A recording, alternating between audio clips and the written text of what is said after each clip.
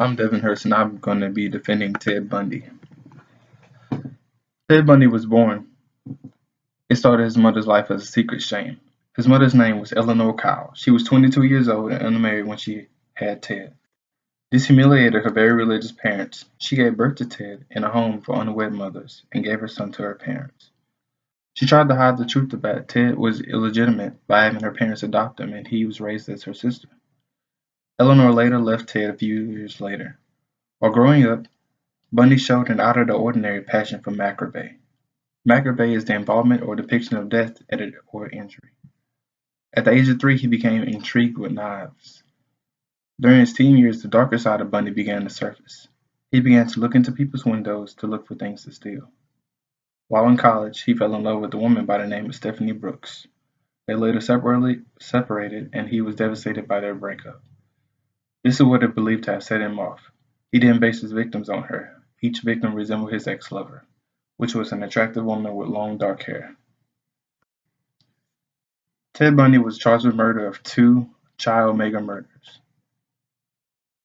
It was said that on the night of January 14, 1978, Bundy allegedly broke into the child mega sorority house at Florida State University, where he attacked 4 of the young female residents, killing 2 of them. I make a motion that my defendant is not guilty.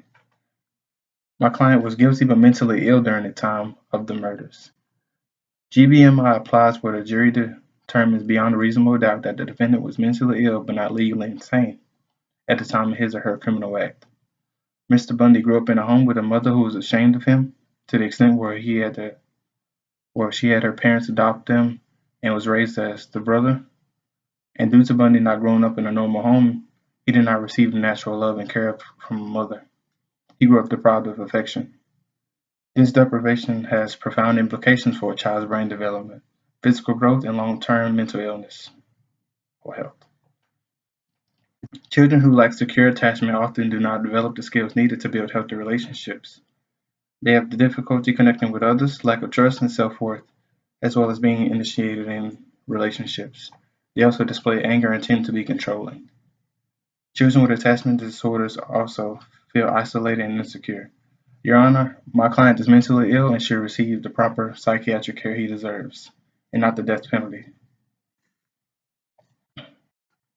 Also in the trial, the most damning evidence concerning my client was the bite marks.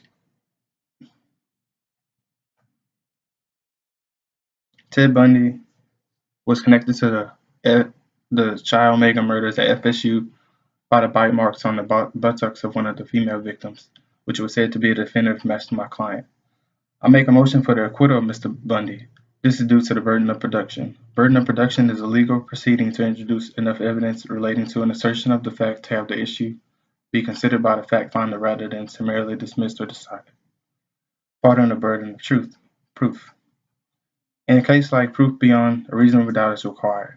The standard proof is being called into question. The evidence was obtained illegally because there had been no grounds for the warrant, which was served in order for my client to provide a dental impression.